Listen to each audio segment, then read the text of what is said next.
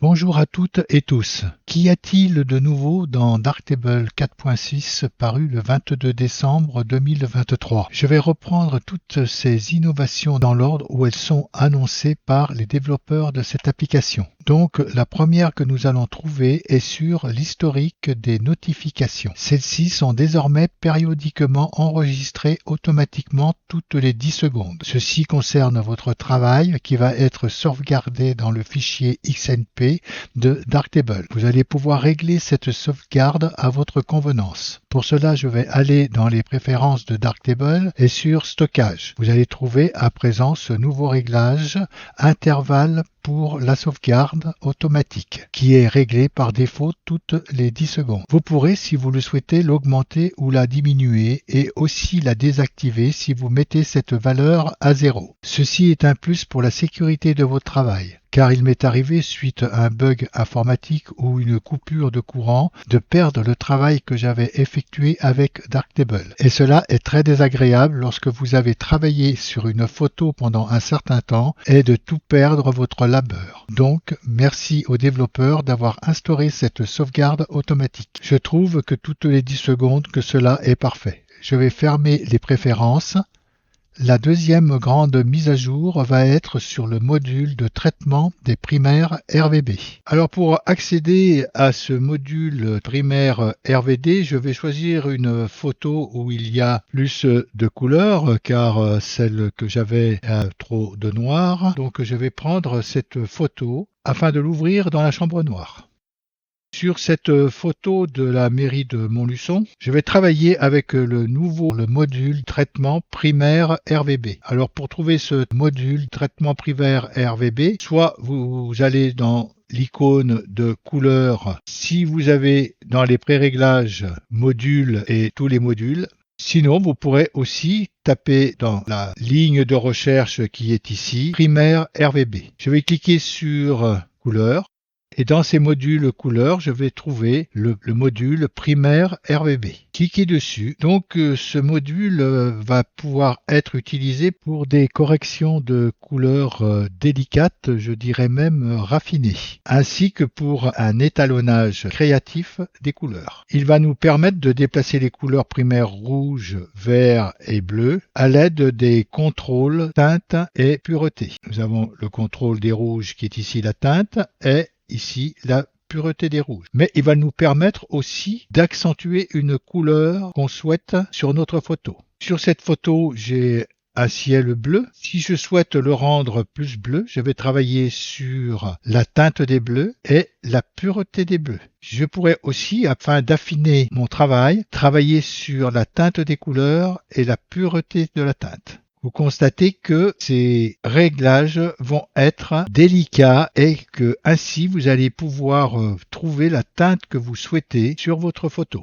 Alors la teinte des bleus, le curseur est à 0. Je pourrais la diminuer. Je la diminue à fond. Ce bleu tourne bientôt au vert. Et par contre, quand je suis à fond, là je reviens, vous voyez que le restant de mon image n'est pas trop touché, à part un petit peu ces reflets de l'eau où il y a des reflets bleutés, où cela a changé. Regardez, je vais retourner en arrière tout doucement. Vous voyez que en revenant à 0, la teinte avait changé sur toute cette partie qui est en bas, bien sûr sur le ciel, mais sur l'hôtel de ville de Montluçon, cette teinte n'a pas été modifiée. Donc je pourrais augmenter aussi les bleus. Là, je vais tourner plutôt sur du violet. Le réglage va être très fin. Si je veux augmenter mes bleus, il faudra que je agisse très légèrement sur la teinte des bleus et ensuite venir sur la pureté des bleus. Donc là, je vais rendre mes bleus moins pur, plus fade, et en augmentant ce curseur, je vais rendre mes bleus plus purs. Vous voyez déjà la pureté des bleus comme ça a pu régler le ciel de cette image. La teinte des couleurs va agir sur l'ensemble des couleurs. Si vous souhaitez rattraper la teinte des couleurs sur votre photo, vous pourrez agir sur le curseur de teinte, comme j'ai agi sur le curseur des bleus, en moins ou en plus. Alors bien sûr, sur mon image, cela est moins flagrant parce que ça agit sur toute la teinte des couleurs et aussi sur la pureté de la teinte. Donc là, j'ai augmenté la teinte des couleurs en exagérant à 139,5 et travaillé sur la pureté des couleurs. Là, en travaillant sur la pureté des couleurs, vous voyez tout de suite la transformation que cela peut faire sur mon image. Donc ce module va nous permettre de déplacer les couleurs primaires rouge, vert et bleu à l'aide de tous ces contrôles sur la teinte et la pureté. Vous donnez mon avis sur ce module. Ce module est très fin. Il va compléter, même je dirais remplacer le module que nous avons en dessous sur la calibration des couleurs, où on pouvait travailler sur le rouge, le vert et le bleu, mais d'une manière moins délicate. Voilà ce qu'il y avait à dire sur ce nouveau module primaire RVB. Et nous avons aussi dans la chambre noire et dans les modules, le module Sinoid. Je vais enlever ce que j'ai fait sur cette photo. Oui, fermer la calibration des couleurs. Et nous allons aller sur le module Sinoid. Le module Sinoid est un module qui a vu le jour avec la version 4.2.0 de Darktable, il y a tout juste un an. Comme nous pouvons le constater, c'est un module qui prend toute son importance avec cette mise à jour. Pour vous montrer les améliorations de ce module, je vais prendre la photo que j'avais sur le tutoriel de Darktable. Cela, je vais retourner dans la table lumineuse et prendre la photo de ce visage. Comme nous avons travaillé avec la mise à jour de cette version 4.2.0, cela va permettre aux abonnés de la version premium de ce tutoriel de mieux se rendre compte de cette mise à jour en regardant la vidéo 10D du groupe des modules étalonnage couleur et en allant sur la lecture 4.14 jusqu'à 7.16. C'était la vidéo qui était mise à jour avec cette version 4.2.0. Pour les inscrits à la version sans abonnement, vous n'aurez pas cette vidéo car vous avez que les modules des versions antérieures. C'était la photo qui était avec cette version, donc je vais quitter 2 fois dessus pour l'ouvrir dans la chambre noire. Et je vais retrouver le module Sinoid dans les tonalités et Sinoid. Comme on peut le constater, cette photo est restée telle quelle du tutoriel de la version 4.2.0 et où nous avons travaillé sur le contraste, l'inclinaison et le traitement de couleurs. Nous avons aussi travaillé en dessous sur la luminance de l'affichage et à présent, dans cette nouvelle version, nous avons les valeurs primaires qui ont été rajoutées à ce module Sinoid. Dans ces valeurs primaires, nous allons pouvoir travailler sur le RVB, les couleurs rouge, vert et bleu. Alors cette section primaire va nous permettre de régler des situations d'éclairage difficiles, par exemple avec des photos qui ont été prises avec un éclairage LED. Déjà cette photo avant la retouche était fade, d'ailleurs je vais montrer telle qu'elle était avant, vous voyez, et telle que avec la retouche Sinoid, nous l'avons rendue. Et maintenant avec ces valeurs primaires, nous allons pouvoir encore améliorer notre rendu. On pourra jouer sur l'atténuation des rouges, plutôt que je descends. Si je me mets vraiment à fond, vous voyez que là le visage est pâle et par contre là le visage est bien rouge. Donc en atténuant un peu les rouges, vous voyez comme je retrouve un visage qui va être moins saturé en rouge. Et travailler sur la rotation du rouge, c'est-à-dire que nous allons en diminuant cette rotation accentuer les ombres et en augmentant, on va se retrouver avec des zones plus claires. Donc on va le monter légèrement. Le vert, je n'en ai pas sur cette image, donc je ne vais pas travailler sur les verts. Mais si j'aurais eu du vert, j'aurais pu travailler comme je l'ai fait avec les nuances rouges. Et sur les bleus non plus. Alors il faudra noter que cette nouvelle fonctionnalité de primaire ne pourra travailler que sur des traitements de couleurs par canal. Vous ne pourrez pas travailler par ratio RVB. Et j'aurai un dernier réglage en dessous qui va recouvrir la pureté de mon image. Donc celle-ci va jouer sur l'ensemble de mon image. Donc je vais la mettre à fond pour voir ce que cela donne et la remettre à 0. Ça ne joue pas énormément sur cette photo. Et bien ceci était la troisième nouveauté de Darktable 4.6.0.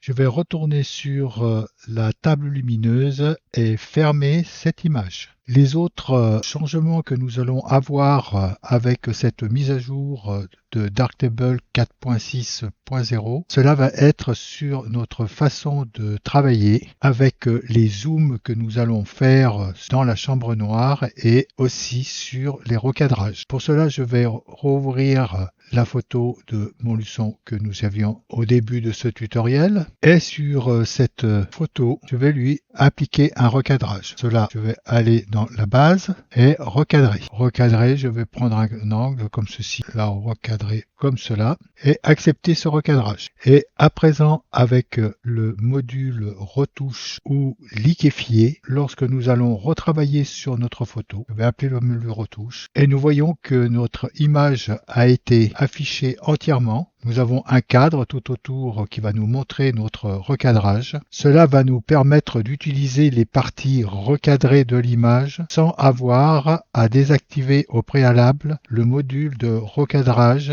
et à le réactiver une fois terminé. Nous allons avoir la même chose, fermer le module retouche, avec le module liquéfier, où on retrouve notre image en entier. Par contre, avec les autres modules, par exemple rotation de pixels, notre image reste intacte. Je vais garder cette image et puis la réinitialiser, enlever ce recadrage. Pour cela, supprimer l'historique, oui. Et à présent, quand on zoome sur notre image, je ne sais pas si vous voyez, mais avec les anciennes versions, si nous voulions nous déplacer dans notre image, on cliquait avec la souris et on pouvait naviguer ainsi dans notre image. À présent, lorsque nous zoomons sur notre image, nous avons des curseurs en dessous où on pourra aller à gauche ou à droite, ou sinon en haut et en bas. Cela va être plus pratique lorsqu'on va travailler parce que des fois, le clic sur l'image ne fonctionnait pas parce qu'on avait par exemple un outil tel que le pinceau ou autre. Et donc maintenant, en sortant d'ici, tout en gardant le pinceau, nous allons pouvoir naviguer dans notre image. Pendant que je suis dans la chambre noire et sur les modules retouche, dans la section des modules Pixel Show, celui-ci, depuis cette version 4.6.0 de Darktable, il va prendre en charge les images monochromes. Pendant que nous sommes dans les sections de modules, nous aurons aussi dans le module 3D Lutte qui se trouve dans les couleurs et 3D Lutte. L'espace colorimétrique ProPhoto RVB peut désormais être sélectionné dans ce module. Toujours dans les modules, et pour finir avec cette section, dans les modules de reconstruction des hautes lumières, on peut désormais utiliser pour tous les fichiers non bruts des faits saillants. Là, je suis sur un fichier brut, mais dans les anciennes versions, avec les fichiers non bruts, vous auriez eu la mention non applicable. Voilà ce qui en était pour les nouveautés sur les modules. Je vais retourner sur la table lumineuse. Autre nouveauté, le système de raccourcis a reçu plusieurs améliorations. Notamment l'onglet raccourcis dans la boîte de dialogue des préférences explique désormais qu'il peut être utilisé le mode cartographie visuelle. Une fois cette connaissance prise, comme l'indique cette boîte de dialogue, il faudra cliquer 3 fois pour supprimer définitivement cette notification. Il y a aussi dans la section réglages des raccourcis sur la section utilitaire les actions sur la sélection qui ont été rajoutées. Vous aurez dans ces actions de la sélection un tas de raccourcis que vous pourrez éventuellement changer, modifier ou vous en servir tel quel. Je vais refermer les préférences. Et question maintenant d'amélioration des performances. OpenCL est désormais utilisé en arrière-plan immédiatement après le lancement de l'interface de Darktable. Auparavant, cela était effectué avant le lancement de l'interface utilisateur principal, ce qui entraînait des retards importants. La vitesse d'affichage des images dans la vue cartographique a été augmentée de 25%. La vitesse d'exportation a été améliorée pour les images JPEG 2000 et TIFF noir et blanc. Le module d'aberration chromatique est désormais environ 10% plus rapide lorsqu'il est exécuté par le CPU. Alors, toutes ces données que Darktable nous fournit en pourcentage et en vitesse, cela va dépendre aussi de votre ordinateur, suivant le processeur que vous avez et aussi suivant la RAM que vous avez dans votre ordinateur. Comme dans toutes les versions, il y a eu des corrections de bugs, notamment sur OpenCL, qui provoquaient des blocages et aussi la correction de plusieurs bugs dans les modules, principalement dans le module de recadrage, et aussi il y a eu des corrections de crash qui ont été rectifiées avec cette version. Comme d'habitude, il y a des corrections dans les traductions et la prise en charge d'extensions d'appareils à photo. En conclusion, comme vous pouvez le constater, cette mise à jour apporte de nombreuses fonctionnalités nouvelles à Darktable. Je mettrai à jour toutes les vidéos qui ont été modifiées par cette version et ainsi que le PDF de ce tutoriel pour les abonnés à la version premium du didacticiel de Darktable 3.6 à la dernière version. Je ferai ces rectifications dans la première quinzaine du mois de janvier. Je profite de cette vidéo pour vous souhaiter à tous des bonnes fêtes de fin d'année et vous donne rendez-vous l'année prochaine pour de nouveaux tutoriels. Si ce tutoriel vous a plu, n'oubliez pas de cliquer sur la main j'aime ce contenu en dessous de cette vidéo et si vous ne l'avez pas encore fait, abonnez-vous à la chaîne, vous serez ainsi averti de nouveaux tutoriels. Je vous dis à bientôt.